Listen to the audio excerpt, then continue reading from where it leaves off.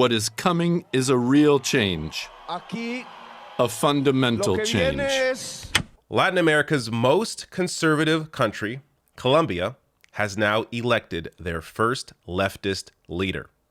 Leftist economist, senator, and former guerrilla fighter Gustavo Petro defeated far-right millionaire businessman Rodolfo Hernandez, often referred to as the Colombian Trump, in their presidential election, winning the majority in a runoff race after the traditional conservative and liberal leaders lost in the first round of voting back in May.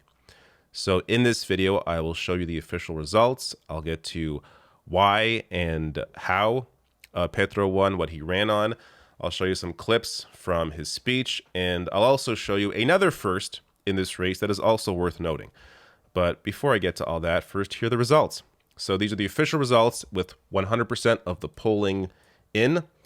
Petro with 50.44% to Hernandez at 47.31%. And Hernandez has conceded.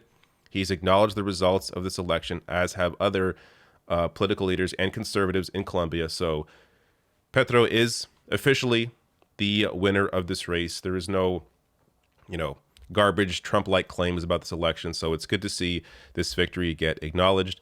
And let me get to, actually, before I get to a bit of a speech, this is the fourth leftist leader to win in Latin America in the past 18 months. So we've also seen victories in Chile, Peru, and Honduras electing leftist presidents as well, and now Colombia. So here is a bit of his speech from yesterday.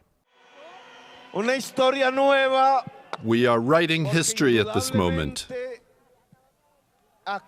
A new history for Colombia, for Latin America, and for the world.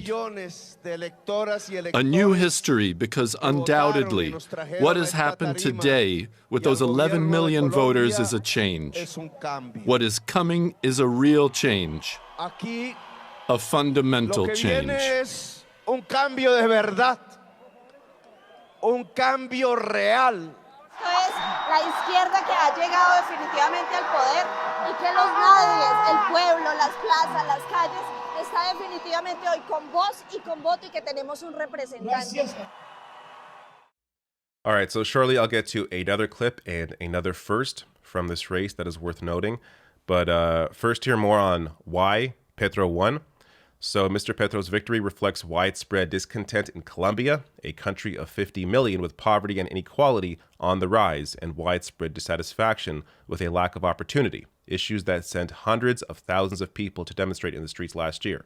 Quote, "The entire country is begging for change," said Fernando Posada, a Colombian political scientist, and that is absolutely clear. Petro's victory underlined a drastic change in presidential politics for a country that has long marginalized the left for its perceived association with the armed conflict. Petro himself was once a rebel of the now defunct M19 movement and was granted amnesty after being jailed for his involvement with the group, making this victory all that more amazing.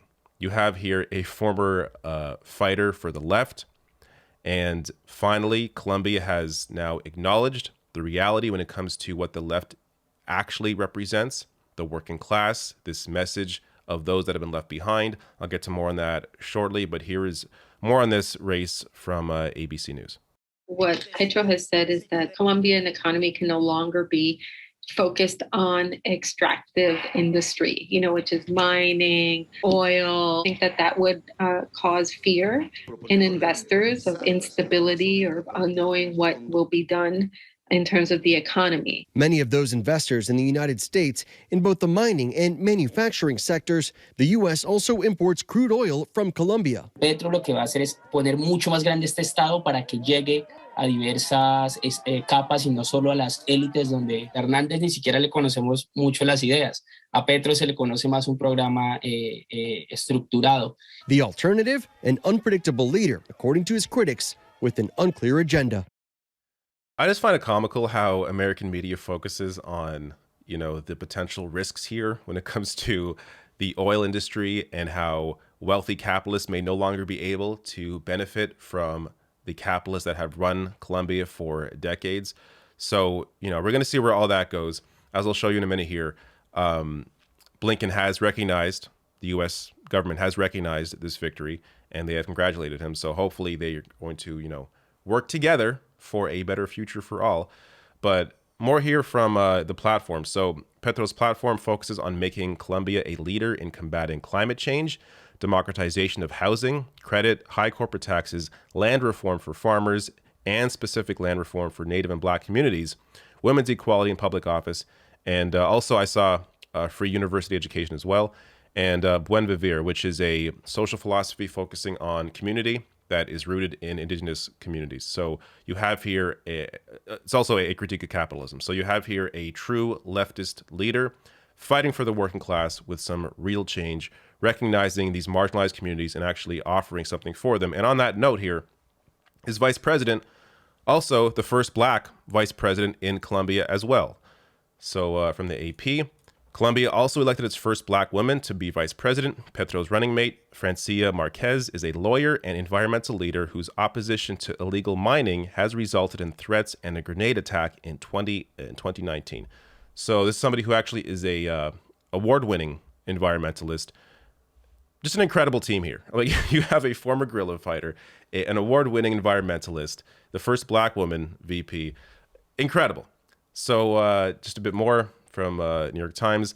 Mr. Petro could also reshape Colombia's relationship with the U.S. For decades, Colombia has been Washington's strongest ally in Latin America. I wonder why, forming the cornerstone of its security policy in the region. During his campaign, Mr. Petro promised to reassess that relationship, including crucial collaborations on drugs, Venezuela, and trade. And just quickly on that note, you want to check out, or you can check out if you want, tell us, link to this below the video. You have, leftist leaders all around the world congratulating Petro for this victory, including, of course, Mexico, Chile, Honduras, Bolivia, Lula in Brazil, so who also looks poised to win their election there. But something's happening in Latin America. It's really good to see this. It's one thing for one leader to win a race in their country and, depending on the makeup of who's around them in Congress or Parliament, what they're actually able to accomplish. But when you have these victories all across Latin America and then introducing this ability to potentially work together for the betterment of all working class in every country there in that region, that is where I think real change is possible. Last thing here, just as I said, Blinken congratulating the Petro, the winner. Congratulations to the Colombian people for exercising their right to vote and reaffirming the strength of their democracy. We look forward to continuing our strong partnership with President-elect Petro Gustavo and building a more democratic and equitable hemisphere. So, hopefully, no coups from the U.S. here. Good to see them publicly acknowledge this race and congratulate Petro. So, awesome news. Really good to see. It can be hard to find positive news nowadays, but sometimes you have to look, outside your borders to find it. And here is a great story out of Colombia.